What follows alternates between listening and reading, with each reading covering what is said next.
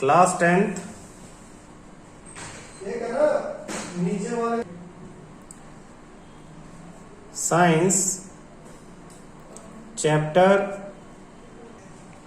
Class 10th science chapter 10th second class. आज इस chapter की सेकंड क्लास।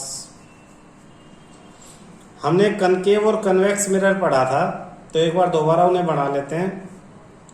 ये छोटा छोटा बना के मैं कुछ दिखाने की कोशिश करूंगा। ये कनकेव मिरर था। मिरर के सेंटर को पोल कहा था, और ये अगर एक स्फेयर टाइप हम एज्यूम कर लें तो इसके सेंटर को हमने सेंटर ऑफ कर्वेचर सी का नाम दिया। एक इमेजिनरी लाइन दोनों को क्रॉस करते हुए जाती है प्रिंसिपल एक्सिस। ये हमने कल डिस्कस किया था। ऐसे ही कन्वेक्स को अगर हम बनाएं तो ये कन्वेक्स मिरर हमने रफ फिगर बना लिया। इसमें भी हम ऐसे ही प्रिंसिपल एक्सिस बना देते हैं। ये आपका पोल हो गया और ये सेंटर ऑफ कर्वेचर हो गया। तो इसका सेंटर राइट साइड में, कनकेव का सेंटर लेफ्ट साइड। नाम लिख देता हूं ताकि ध्यान रहे, कनकेव और कॉन्वेक्स।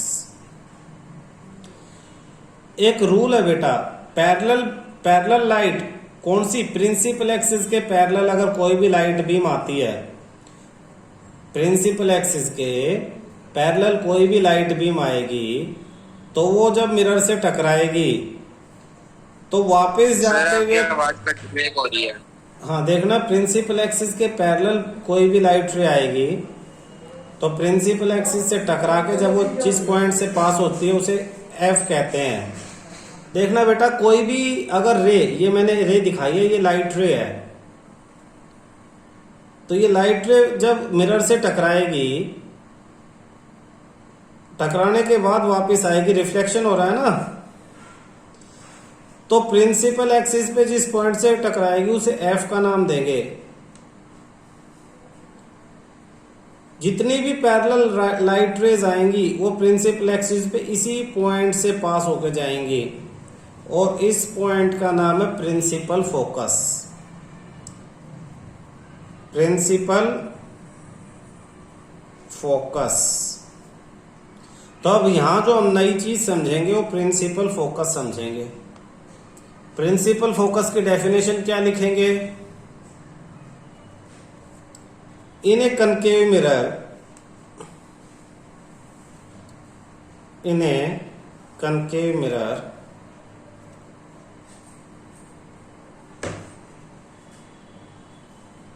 when a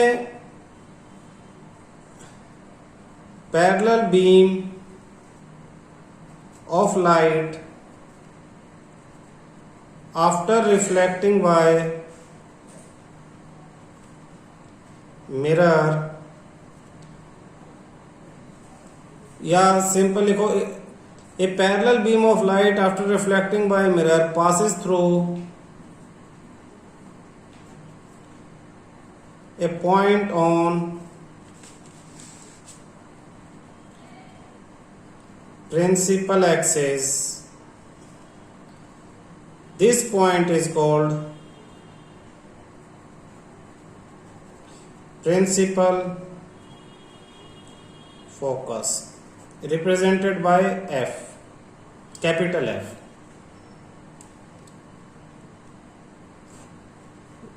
कन्वेक्स में क्या लिखेंगे?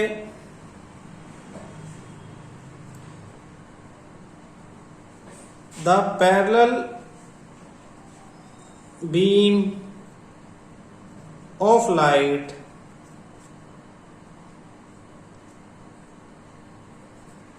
After reflecting by a convex mirror appear to come from a point. This point is called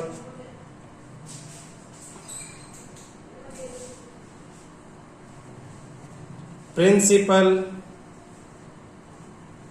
focus of convex mirror. ध्यान से समझने की कोशिश करना।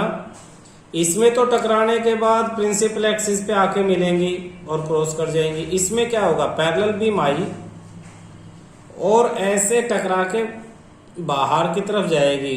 यहां भी पैरेलल बीम आई, टकरा के वापस जाएगी क्योंकि रिफ्लेक्टिंग सरफेस इस तरफ है ना।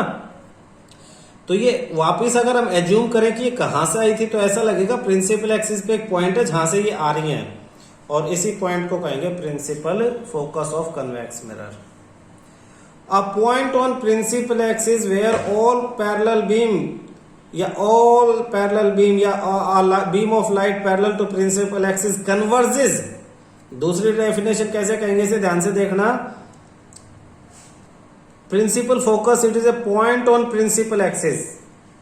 Principal focus is a point on principal axis where a parallel beam of light parallel to principal axis after reflection converges, मिलने को कहते हैं converges, or appear to diverge in a convex mirror. Converges in concave mirror or appear to diverge in a convex mirror is called principal focus. दोनों की definition हम इस तरह से एक साथ में लिख सकते हैं। A beam parallel to principal axis after reflection by the mirror converges in the concave mirror or appear to diverge from a point in a convex mirror is called principal focus. अगर principal focus समझ में आ जाए तो फिर आपका next है focal length. Focal length it is small F से इसे डिनोट करते हैं बेटा। It is the distance between pole and principal focus. Pole और प्रिंसिपल फोकस के बीच का डिस्टेंस है। Focal length is half of radius of curvature. Radius of curvature, radius of curvature का ये हाफ होता है। तो पहला formula F equal to R by two, ये पहला फॉर्मूला इस चैप्टर का। F is equal to R by two, radius of curvature का हाफ है। अगर मैं डायग्राम से समझाऊं, ये मिरर हो गया, ये सेंटर ऑफ कर्वेचर है, ये पोल है, बीच में F है। तो जितना डिस्टेंस ये है उतना ही डिस्टेंस ये है। तो F और P F के बीच के डिस्टेंस को हम फोकल लेंथ F कहेंगे। C और F के बीच के डिस्टेंस को R रेडियस ऑफ कर्वेचर कहेंगे। F is R bye two, ये इनका रिलेशन है। ध्यान रह जाएगा। देखना ये कौन सा मिरर बनाया हुआ है, डायग्राम देख के पता लगेगा, कनकेव मिरर। और ये कौन सा है, कन्वेक्स। कनकेव में सारी पैरेलल बीम आके एक पॉइंट पे मिल जाती हैं। मिलने को कहते हैं कन्वर्ज होना। मिलने को क्या कहेंगे, कन्वर्ज होना। इसलिए कनकेव मिरर को कन्वर्जिंग मिरर भी कहते हैं। तो कनकेव मिरर का एक और नाम है कन्वर्जिंग मिरर। इसी तरह से कन्वेक्स मिरर सारी बीम को फैला देता है, दूर दूर फैला देता है, इसको कहते हैं डाइवर्ज होना। तो convex mirror diverges the parallel beam of light, therefore it is also called diverging mirror. Diverging mirror. तो दोनों के जो कॉमन नेम है वो भी याद रखना, आपकी बुक में इधर लिखा होगा। Parallel beam principal axis reflection by concave mirror, the reflected ray appear to come from point on the principal axis, this point is called principal focus. यहाँ तो प्रिंसिपल फोकस की डेफिनेशन लिखी हुई है जो मैंने अभी तुम्हें लिखवाई थी, ये लिखी हुई है। Principal focus represented by capital letter F, distance between pole and principal focus is called focal length. तो फोकल लेंथ की डेफिनेशन लिख दी, रिप्रेजेंटेड बाय स्मॉल f। जैसे यहां पे ये कन्वेक्स मिरर की लिख दी है, number of parallel rays to the principal axis falling on the concave mirror, और ऊपर ऐसे कन्वेक्स। तो दोनों के इस पेज पे डेफिनेशन आ गई है किसकी, प्रिंसिपल फोकस की और फोकल लेंथ की। नेक्स्ट पेज पे ये फॉर्मूला दे रखा है, R is equal to 2F, यानी F is half of radius of curvature, जो अभी हमने लिखा था। Principal focus of a spherical mirror lie midway pole and centre of curvature, pole और सेंटर ऑफ कर्वेचर के बिल्कुल बीच में फोकस है। ऊपर क्या दे रखा है, एक है आपके पास एक और डेफिनेशन, एपरेचर। एपरेचर एपरेचर किसे कहेंगे? यहां से मार्क करना, the diameter of reflecting surface of spherical mirror is called aperture.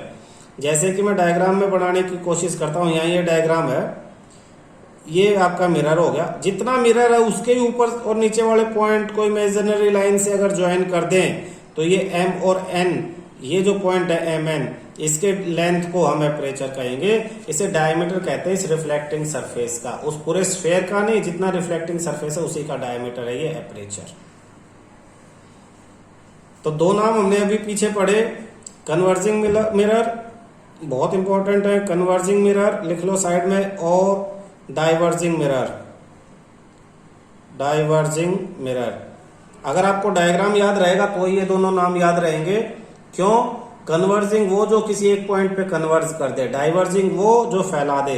Diagram से ये जो पैरेलल बीम है टकरा के अगर किसी एक पॉइंट पे मिलेगी तो ये कन्वर्जिंग है। तो ये कौन सा है converging? Concave mirror. Concave mirror is converging mirror. और कन्वेक्स मिरर पैरेलल आएगी और वैसे चली जाएगी, पैरेलल आएगी ऐसे फैल जाएगी, तो ये कन्वेक्स मिरर जो हो गया वो आपका हो गया डाइवर्जिंग मिरर। एक नंबर में ये बड़ा क्वेश्चन पूछा जाता है, कन्वर्जिंग मिरर डाइवर्जिंग मिरर के नाम। क्लियर है? इस पेज पे ये ऊपर एक टेबल है, ये बाद में करवाएंगे क्योंकि टेबल यहाँ इन्होंने वैसी गलती से दे रखी है। नेक्स्ट पेज पे ये टेबल होनी चाहिए थी। इसके नीचे है image formed by spherical mirror. जो स्फेरिकल मिरर हैं उनसे जब हम इमेज बनाएंगे तो कुछ रूल एंड रेगुलेशंस हैं, वो रूल आपको याद करने पड़ेंगे। तो पहला रूल ये है आपका फर्स्ट रूल आपको स्क्रीन पे दिखाई दे रहा होगा। ये कनकेव मिरर और ये कन्वेक्स है। बार बार हम बना रहे हैं कि अगर कोई पैरेलल रे कनकेव मिरर की तरफ आती है तो टकरा के कहां से जाएगी? वो फोकस से जाएगी। तो पहला रूल यही है, मैं शॉर्ट में यहां लिखवा रहा हूं इसके नीचे, पैरेलल आई और टकरा के फोकस से गई। पहला रूल यही है। कोई लाइट पैरेलल आएगी प्रिंसिपल एक्सिस के और after reflection it passes through focus in a concave mirror, और in convex it appear to passes through focus, it appear to come from focus.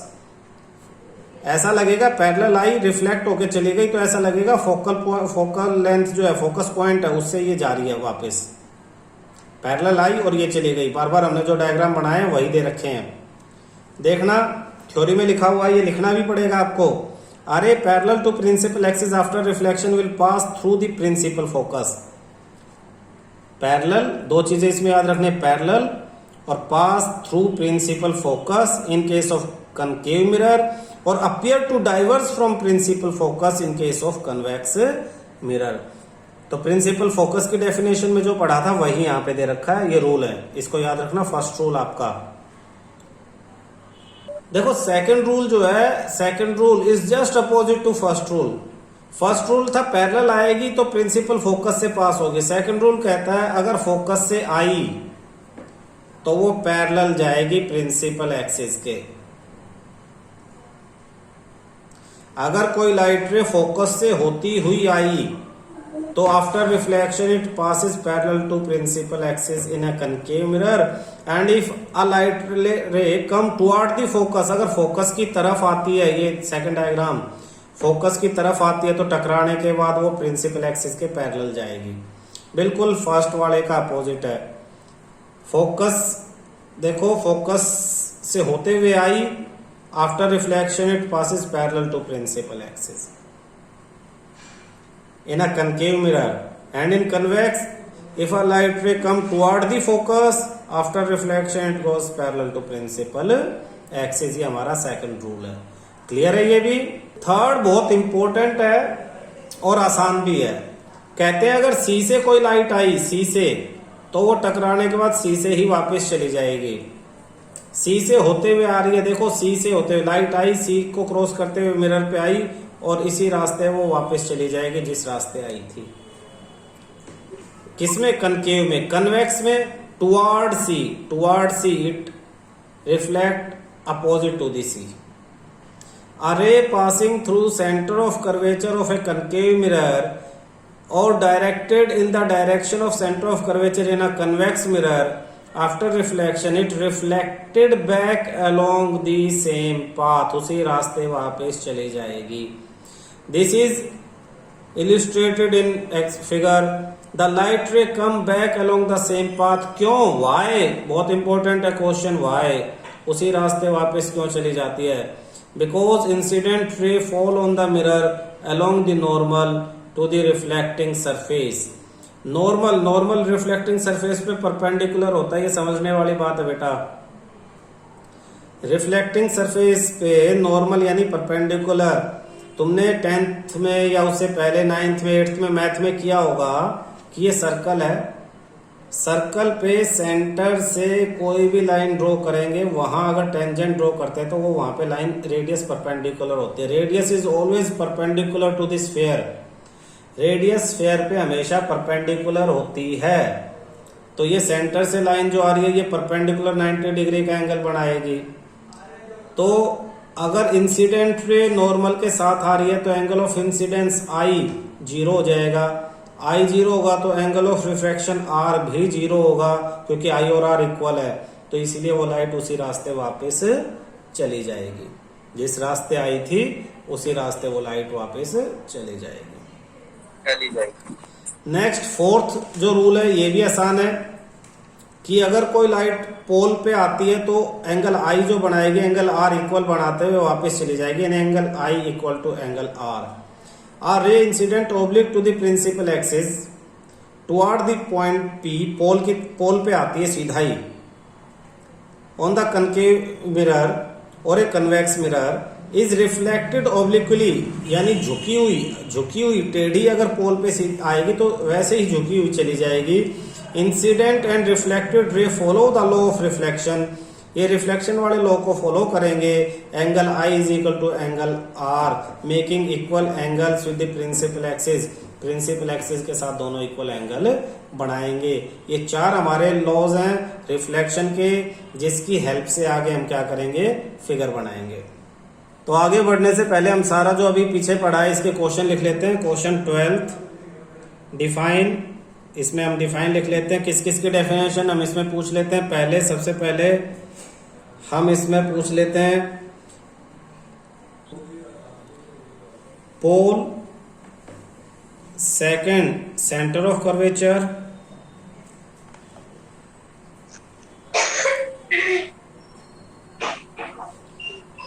Third principal axis, fourth radius of curvature,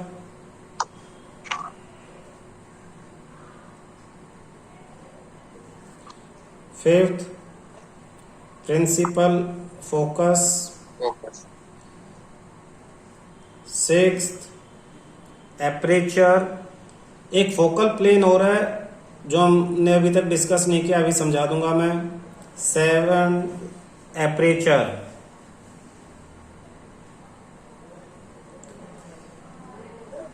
focal plane जितनी भी parallel raise आएंगी वो principal axis के parallel हो या ना हो, जो प्रिंसिपल एक्सिस के पैरेलल होगी वो तो रिफ्लेक्शन के बाद कहां से जाएगी, वो तो रिफ्लेक्शन के बाद जाएगी फोकस, प्रिंसिपल फोकस से जो प्रिंसिपल एक्सिस पे है। लेकिन जो पैरेलल रेज दूसरी आएंगी जो प्रिंसिपल एक्सिस के पैरेलल ना हो, वो जहां भी टकराएंगी आपस में, उन सब फोकस को ज्वाइन करने वाले सरफेस को फोकल प्लेन कहेंगे हम। उन सब फोकस को ज्वाइन करने वाले सरफेस को फोकल प्लेन कहेंगे, एपरेचर। तो ये हमारा 12th था। 12th के बाद हमारा नेक्स्ट है क्वेश्चन, नेक्स्ट पेज पे सर फोकल प्लेन लिखवा दो ना। क्वेश्चन 13 अभी लिखवा देंगे बेटा।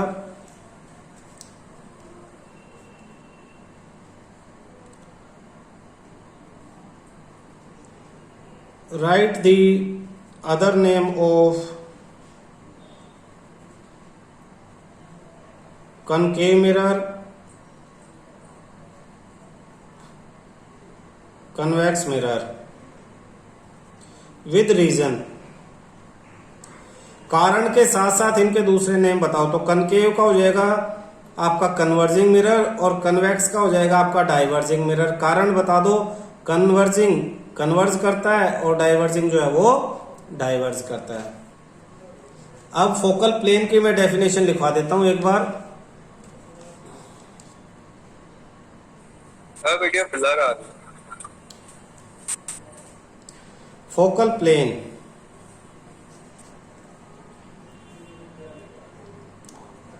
all parallel beams of light after reflection or after reflection makes different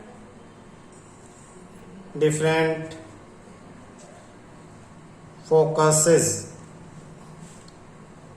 So the plane on which all these focuses are present is called focal plane. Parallel beam of light अलग अलग focus बनाएंगे और एक ऐसा surface जिसपे सारे focus present होंगे उसे फोकल प्लेन कहेंगे। ठीक है।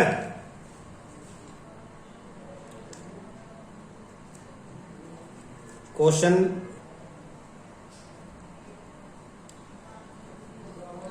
Explain with the help of diagram the rules of reflection by reflecting surfaces। Reflecting surfaces के जो रूल हैं, जो ये 4 रूल हैं, इन्हीं को एक्सप्लेन करने के ऊपर क्वेश्चन। इनके ऊपर छोटे छोटे क्वेश्चन अलग से बनेंगे, लेकिन ये बड़े चारों रूल ढंग से याद कर लोगे तो वो क्लियर हो जाएंगे। Question 15, why A light ray coming through centre of curvature reflects back on same path। Centre of curvature से कोई बीम ऑफ लाइट आती है तो आफ्टर रिफ्लेक्शन वापस उसी पाथ पे रिफ्लेक्ट क्यों हो जाती है? तो यही इसका आंसर है। क्यों नॉर्मल के क्रॉस आएगी तो इंसिडेंट एंगल 0 होगा, इंसिडेंट 0 होगा तो रिफ्लेक्शन भी 0 होगा, इसलिए वो उसी पाथ पे वापस चली जाएगी। ठीक है। I is equal to R, incident ray और नॉर्मल के बीच आई, रिफ्लेक्टेड और नॉर्मल के बीच में आर। ये 2 चीजें अगर याद रखो आप, और फिर आप देखो कि ये आपका कनकेव मिरर है, ये प्रिंसिपल एक्सिस है, ये क्या हमारा सेंटर ऑफ कर्वेचर। तो सेंटर ऑफ कर्वेचर से अगर कोई रे आती है तो नॉर्मल भी यानी परपेंडिकुलर भी यही है, क्योंकि सेंटर ऑफ कर्वेचर से कोई लाइन आएगी तो इस सरफेस पे वो 90 डिग्री का एंगल बनाएगी। तो नॉर्मल भी यही है और इंसिडेंट रे इसके साथ आ रही है। तो इंसिडेंट रे अलोंग नॉर्मल, यानी नॉर्मल के साथ साथ है, दोनों एक के ऊपर एक है। देयरफॉर एंगल आई की वैल्यू क्या हो जाएगी? अगर दोनों लाइन एक दूसरे के ऊपर तो उनके बीच में एंगल कितना होगा? 0। And we know that angle I equal to angle R, therefore angle R भी क्या हो जाएगा? 0। यानी अगर इस डायग्राम से देखें तो रिफ्लेक्टेड रे और नॉर्मल के बीच एंगल 0, यानी ये दोनों भी सेम लाइन पे ही होंगी, तो नॉर्मल के साथ ही रिफ्लेक्टेड रे होगी। तो नॉर्मल तो यही है, तो इंसिडेंट रे जिस रास्ते आई उसी रास्ते आपके रिफ्लेक्टेड रे चली जाएगी। क्लियर हुआ?